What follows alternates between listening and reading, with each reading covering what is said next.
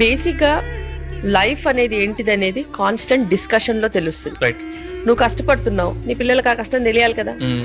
నీ పిల్లలకు కష్టం తెలియకుండా పెంచితే వాళ్ళకి నీ కష్టం తెలియదు, నీ వాల్యూ తెలియదు.